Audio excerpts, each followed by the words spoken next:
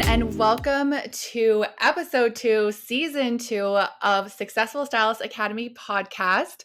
I am Drea Letcher, and I am here today with our fearless leader and founder of Successful Stylist Academy, Ambrosia Carey, and we are going to be talking salon policies and cancellations.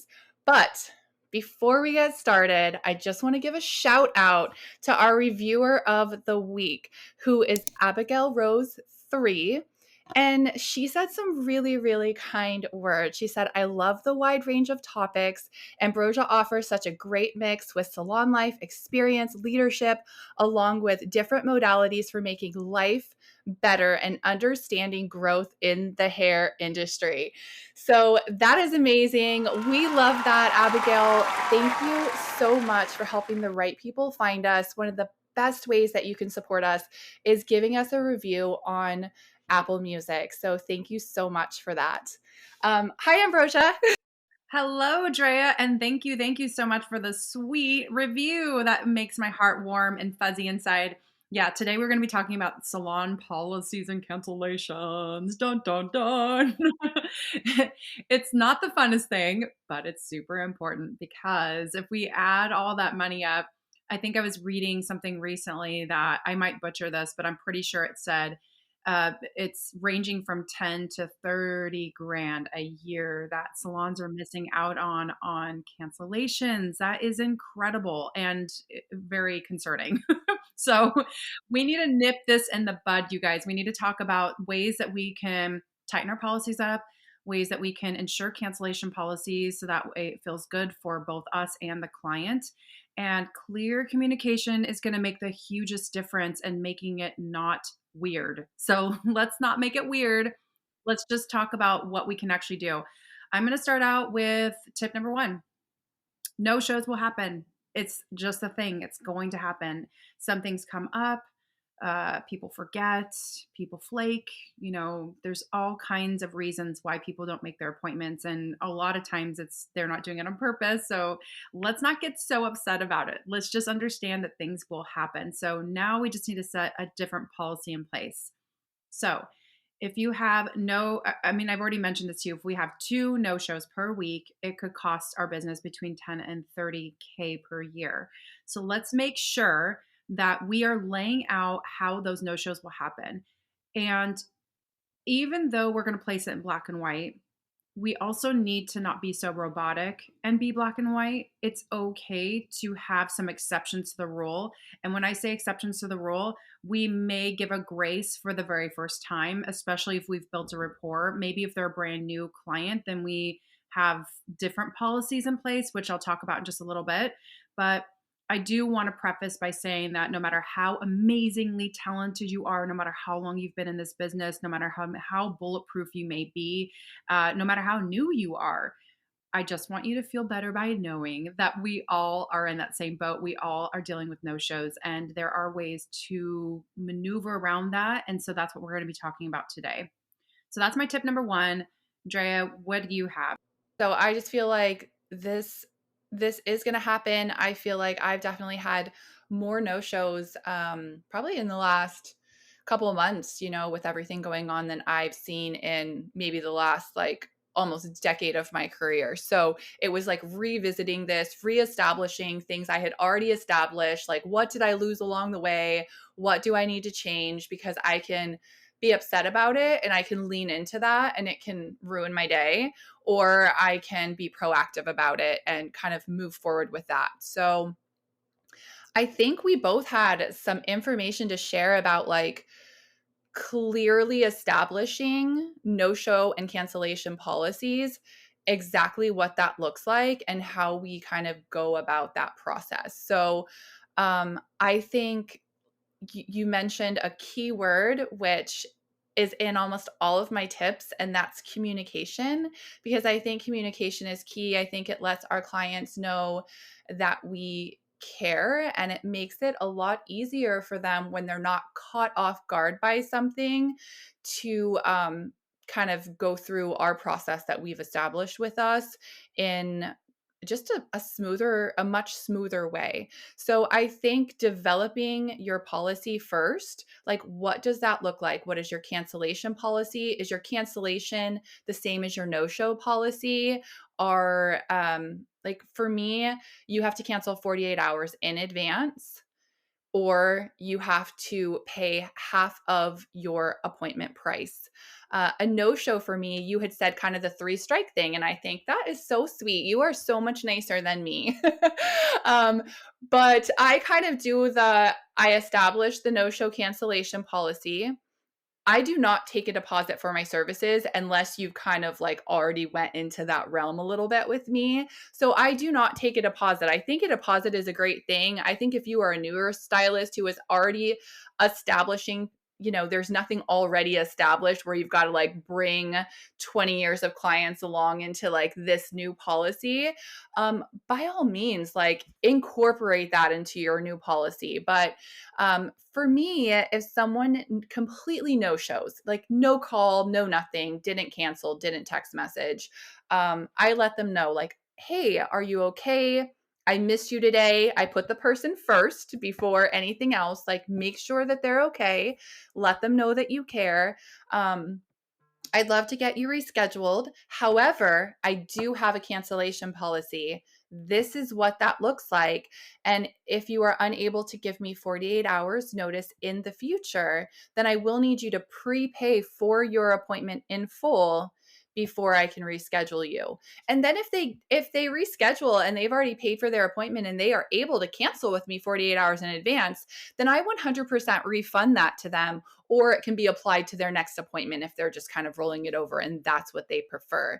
But I think creating it is first key. Like, what does that look like? And then putting it out there. And I know you have even more on this. So how about you take it away for a minute? Yes, I love how you talk about what you're going to do and how you're going to do it, and you let the client know ahead of time.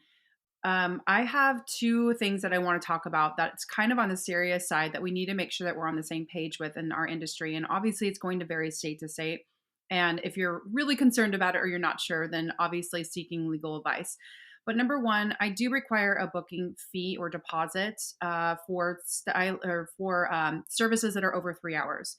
Any service that's over 3 hours long, especially since I do so much color correction, then I do require a deposit for them to hold their space. And we state it very clearly verbally and written. And they actually do sign something because we have a color consultation form that we fill out. We make it very official and it makes them feel better. So they walk in knowing about what it's going to cost. I'm able to give them a better quote. And it also is I'm giving them the time that they need for that service, especially. So it can't stop there though. We can't just have that written and verbal. We have to have it placed everywhere. On a legal place, this is where what I was talking about before. If you don't have your cancellation policy written clearly in places, you cannot be legally bound to charge that client. So if you don't have it placed on your website, if you don't have it printed in person, if you don't have it, I even have them printed on the receipts even. So at the bottom of the receipt, it will state very clearly what that cancellation policy is. If you don't have it on your social media, you need to have it everywhere. So when we say post it, make sure that you have that cancellation policy everywhere. If you do a text message reminder to clients, that should also be in there. And to go one step further, I would say if you're going to integrate these new things, have a different text being sent out to those clients where they're okaying it, or they have a virtual signature, or they check a box, or something where it's giving them notification. And I will say, for good business measures, good practices, and if you really want to retain this business, it's really important that we need to have a little bit of grace, a little bit of wiggle room. And so, what I would say is when you're integrating any new policy, you need to let the first one be a little bit more graceful, have a little slide to that. So, you could say something along the lines of, for future reference, this is what it might be. This time around, we will go ahead and forgive that, or we will, whatever your verbiage may be, but letting people know that in the future that's what's going to be. We do the same thing with price increases, right? Our prices will increase, that's inevitable, but we're not just going to stab them at the very end and like, oh, it's going to be this. I know you're used to paying this, but this is what it's going to be now. And it's like just kind of one of those like hold your breath and run away kind of experience. Make sure that you're letting them know my prices did increase. I will go ahead and honor the what I was charging you previously, but for next time it will be this. How nice is it when you can be on the same page, be very clear about it, transparent. You already let them know. And it's so much easier to give them that news rather than being like, okay, so this time it's going to be this. And I know you weren't expecting it. And when you made your appointment, that's what the price was. But you already made the appointment. So now you're stuck and you're going to have to pay me this extra money. So let's not do that. That doesn't ever feel good. That's very icky. And no other experience do we have that in any other place. Maybe with a massage, I guess that's like spa like type things. But typically, in my experience, whenever I'm booking something, the price that I'm paying is it's transparent, and I know that when I cancel, that I am paying that price, regardless if I get on that plane or not. I'm paying that price whether or not I stayed in that hotel or not. It's happening, but we got to make sure that we're being very clear and communicative about it. I love that. I mean, it just really goes along with elevating our industry to a level of professionalism that is equal to every other industry. Because just like you're saying, I mean, if we don't show up for a doctor's appointment, what does that look like? If we don't show up, I mean, just anything that we go in, you have to cancel within a certain amount of time, or there is kind of a monetary natural consequence that happens with that. So, on those same notes, I'm a girl that loves a checklist. So, policies and cancellations. So, what is something that you can create now if you don't already have? So, write this down, make a mental note, say it into your phone, however that's working for you, wherever you're listening to this, is a cancellation and no show policy.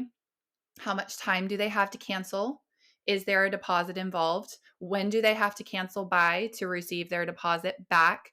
What does that look like? Other policies that I like to put into place. And I actually was like, I don't take a deposit for my services. Well, I don't take a deposit for my color services, my hair cutting service, my treatment services. But until you started talking to Ambrosia, I was like, nope, I don't take a deposit for my services. But one of my policies is that I do not book an extension service, and I do not book any type of wedding or special occasion hair in the salon or on site without a consultation and without a deposit. So those are other policies that are going to look different than maybe your day-to-day salon services, just as you mentioned, any service over $300. So for me, I do take a deposit on weddings. They do have to cancel with me within 2 weeks in advance in order to receive their deposit back. I let them know upfront that I do charge a travel fee if I'm traveling, what that travel fee is. Like, all of those little things that come into play, I have written out. And my suggestion for this would be to create a template, something simple, maybe on Canva, or Pic Collage, or a little app that you love that just has simple templates on it that you can easily plug in and kind of create and recreate, that has the information there. And you can just change the person's name and change like just a little bit of the personalization to that.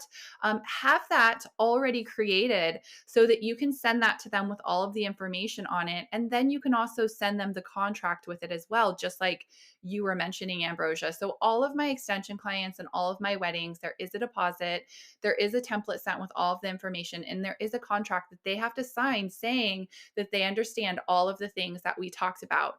I'm also a big in-person person. I love this. I love the face to face. I really do. So when I'm able to do a consultation in person with someone rather than on the phone or virtually, I always send then a text message and or email recapping everything that we talked about so that it's all written down and there's no room to say, oh, that you didn't let me know about that, or that wasn't said. So I'm like, after this, I'm going to go ahead and like send you a recap of everything along with all of my information on wedding hair so that you have that on hand along with the contract. And once that's signed, I'll go ahead and book the date that we talked about. Once that's signed and your deposit is sent, I'll go ahead and book the date that we discussed. So just, some policies to have in place. And I really think it's helpful to like walk people through that. So thank you for just sticking with me on that. But I think a lot of times we get shared information. It sounds great,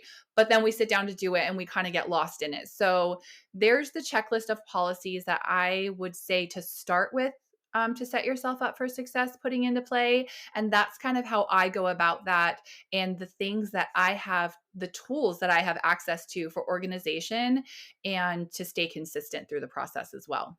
Awesome.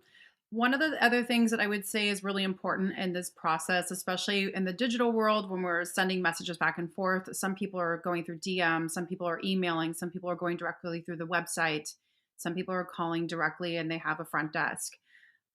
It's important to have reminders. So sending reminders is going to be a key thing to offer to your clients. So whether that means a courtesy call or a text reminder, you need to have an easy way for them to change their appointment. I'll give you guys an example. We do not offer online booking. We have it turned off because there's been too many mistakes. People will book the wrong thing.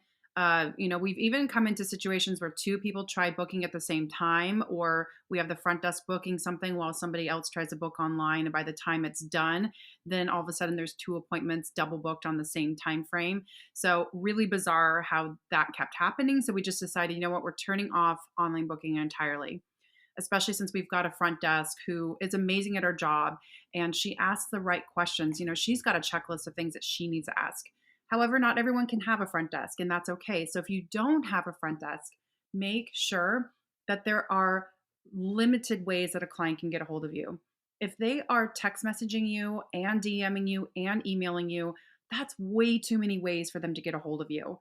So you need to make sure that you're only communicating through one thread, whether that means that you're only texting or you're only emailing or you only have online booking. Make sure it's super clear, because what we've run into, and I know for a fact if I've run into this, I guarantee you guys have too. What happens is that we do go through the front desk, but we do have emailing service available. And the emailing service is more for those who have never been in the salon before. They're introducing themselves or they want to know more information. So, this is a great after hours service. This is a way for a client to ask questions. And then when the front desk opens the next morning, she's going to check through that list. She's going to go through the emails and she is going to promptly call them, or she'll message them back, letting them know our phone number so that they know how it works. I will tell you this much: if you guys give them permission, and anytime you return a message, anytime you text back, anytime you DM back, you are immediately giving permission for a client to start using that service. So if you do not want clients DMing you at all hours of the night or texting you, it's really important that you let them know where they can go. Otherwise, it's on you, girl. So make sure that when you are messaging them, that you're letting them know very clearly how to make those appointments. So one of the things I've run into, and this is what I was telling you about, is that even though we go through the front desk, if clients are emailing, if the front desk member is not clear in their communication and email, and they let them know, yes, it looks like we do have a couple of openings on both Tuesday and Thursday. What would you prefer? And then they say, I'll take Tuesday, thanks. And end of discussion. In the client's mind, she may have thought, oh, I just got an appointment. Right? We didn't get any of her information. We didn't hold her credit card. We don't know how to get a hold of her. We might not even have a number. We don't even have her full name. We just have the first name, or we have her email address. And we didn't even talk about a time frame, any of that stuff. So the downside is that if we give her that opening and we let her know what's available, she's automatically going to assume, or that gives her the opportunity to assume, that she has an appointment. And so then Tuesday comes around, this new lady comes waltzing in. She's super excited to get her hair done. And it's crickets on the other side. We're like, I don't see you anywhere. I'm sorry you don't have an appointment. And that is not a good way to start out, right? So then this client leaves, she's angry, and then she writes a bad review. That has happened, you guys. It actually just happened recently. So this does happen, and it can happen if you allow that to happen. So when that does happen, what a great reminder. Like, time to look through the policies again. How are we going to do this? Okay, I'm going to have a meeting with the front desk, and we're going to decide this is how the verbiage is going to go. We're not going to tell them about any openings that we have. We're not going to talk about pricing, any of that stuff. We're going to let them know we would love to help you. Please call us at this number, or please give us your phone number so that we can call you. End of discussion. No more needs to happen through that email. But here's the thing, if somebody cancels through email, because that does happen too, if you give them the option to email you, you have to make sure you're checking that on a regular basis, because guess what? If a client canceled 48 hours in advance via email, even if it's at 11 o'clock at night, and you didn't check your email for 2 days, it's on you, boo boo. So you have to make sure that you are checking through the touch points. I keep using that word, touch points, but it's true. If you're not checking through those, then, and if that's an option or availability for people to get a hold of you through, you either have to turn it off or you have to make sure that you're responding and you're looking at it. Preach. I love it. Um, so no-shows and cancellations, we said that they're happening and we can either be upset about it or we can be proactive and we can lean into that. So these are just great ways to be proactive. I think one of the things that happens just as human beings is we forget. So those reminders are the eliminate the we forget factor. So my clients actually, as soon as I book it, everything's in, they get a confirmation text. So they're getting a text message saying, here is the appointment. So if they were multitasking and thinking in their heads that I'm booking this, but I said this, but I wrote down this, they get a confirmation text immediately after the appointment is 100% secure. So now that they have that somewhere as a visual. Then they get a reminder 3 days before their appointment and 24 hours before their appointment through text message. With that, my reminders also contain a few things. And whether you do this over the phone, whether you have a text message that gets sent out, an email, that's completely up to you and within how you work your booking and reminder system. But at the bottom, it actually states my cancellation policy and what the different options are that I'm accepting for payments so that they don't come into the salon caught off guard by any of that as well, and letting them know that I'm looking forward to seeing them at their appointment. So a little bit of personalization, a little bit of communication, and again, so that they are completely aware of all of my policies. So I wanted to tag on to that with Ambrosia, and I also, that kind of takes me, Ambrosia, you kind of took me right into my next point with just being like, if you're answering DMs at 11 o'clock at night to book your clients, then you're saying, like, I have no boundaries. You can get a hold of me anywhere at any time. And my next point is how important healthy salon booking boundaries are. And those have to be established right away. That's something that if one time we're like, oh, I'm comfortable with this client. Oh, she's up late. I'm up late. Just don't do it. Step away. Yeah, step away, take a breath, and just leave that unopened. So we cannot have healthy boundaries in any part of our life and have balance and be on the clock 24/7. It is just not possible.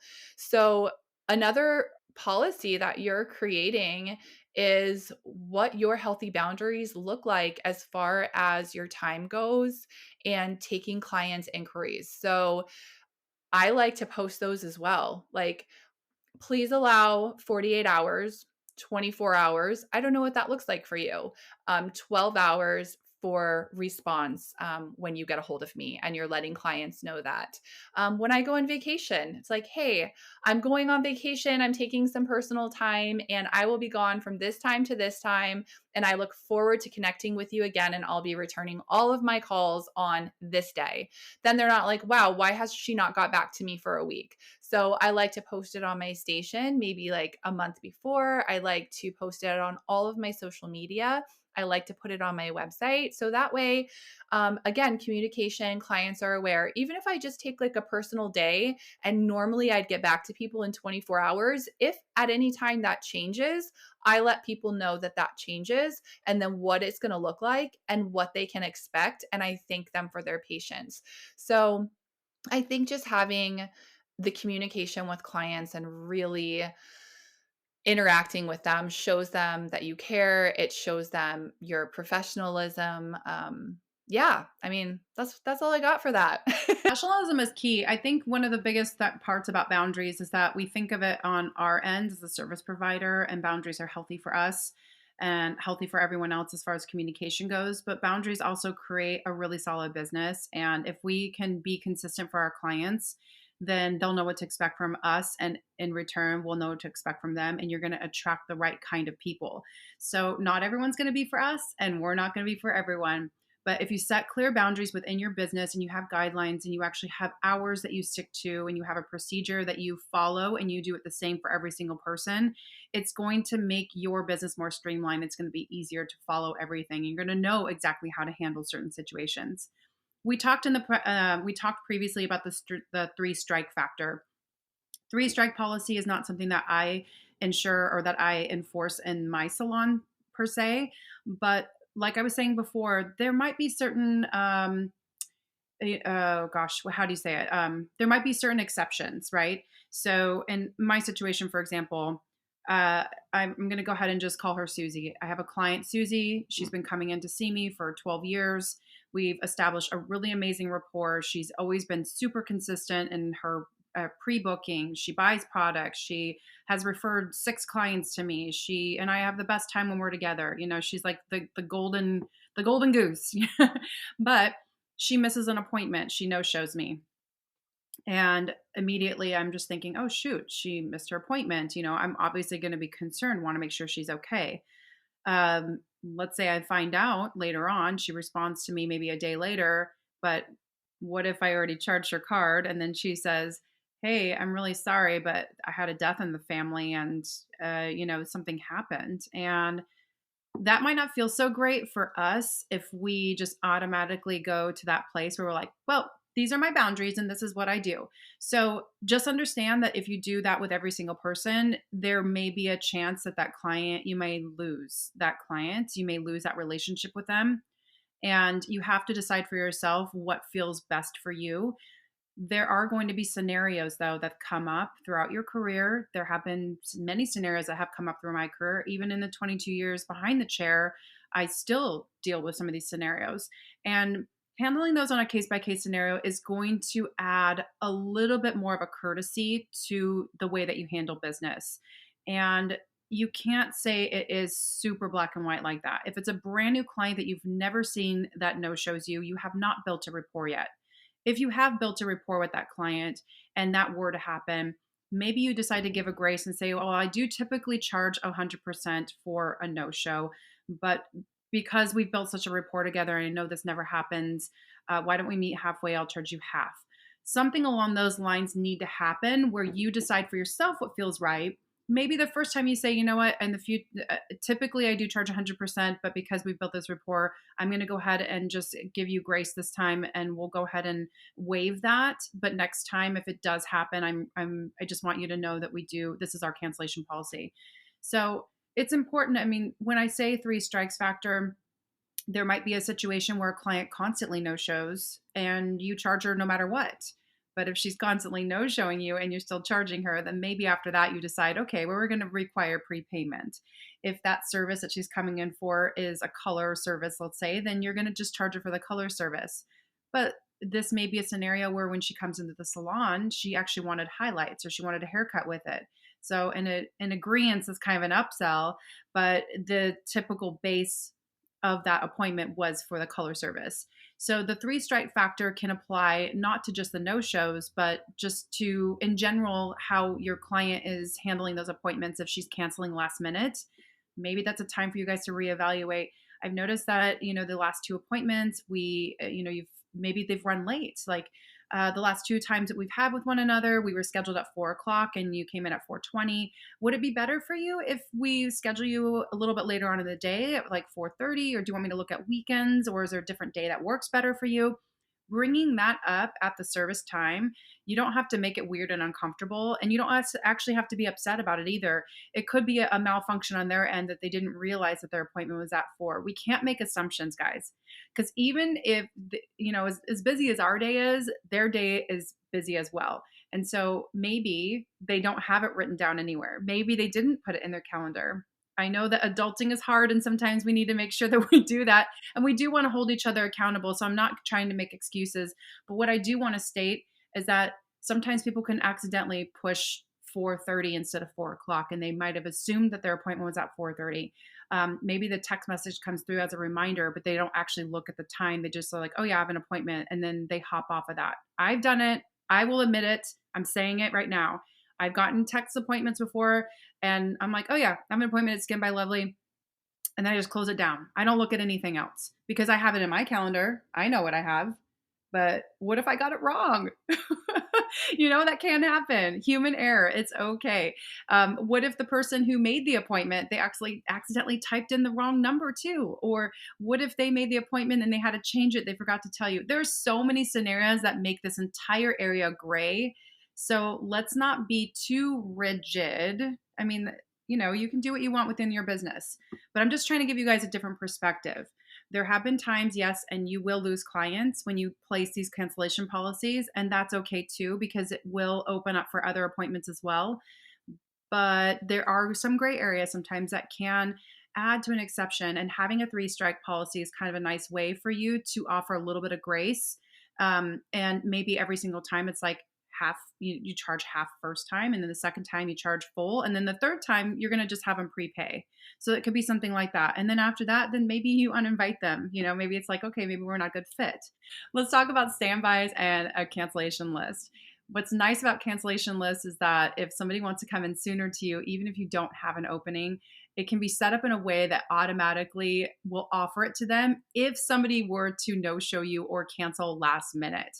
And then you don't have to search through your clients like, ooh, who haven't I seen in a while? And you offer it up to them. If they are on a cancellation list and they are willing to come at any time within this week, and you just so happen to get a last minute cancellation, how awesome is it to slide right in, just let them know, like, hey, guess what? Something popped up and it is all yours if you want it. And most of the time, if they're available and they, obviously they already put themselves out there and they're close enough by, they're going to take it. So that's a really great way to recover some of that time frame and some of that lost income.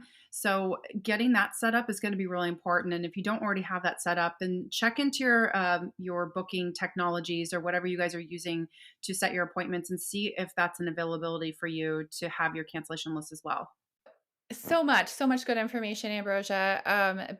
Before cancellation policy and your insight, what a beautiful way to look at individual situations. I mean, I am 100% believer in having all of these policies in place. I think they're really, really important, but the policies are not in place to replace our humanity either. So I do think that grace is really important. And it's just going back to the like, treat each other the way that we want to be treated. And you just take that individual situation and say, if this was me, like, how would I really appreciate somebody handling this situation, and just kind of rolling with that. So I really, really love that. So I also have a cancellation list, and with my cancellation list is kind of like triggered with the notes within my booking system.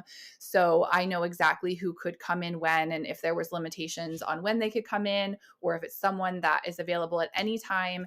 And usually I'm able to fill that as well, or immediately the receptionist can get on the phone and start making those calls, which is super, super helpful if you have that available to you as well. But I think all of these things really help minimize no-shows and cancellations. They protect us when they do happen, and they give us the opportunity to fill in those spaces if we are kind of prepared for that.